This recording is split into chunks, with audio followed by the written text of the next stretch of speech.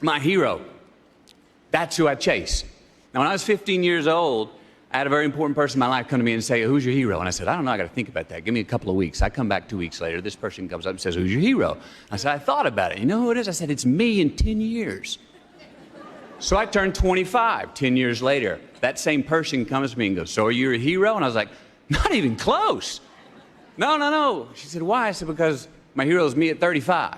So you see, every day, every week, every month, and every year of my life, my hero is always 10 years away. I'm never going to be my hero.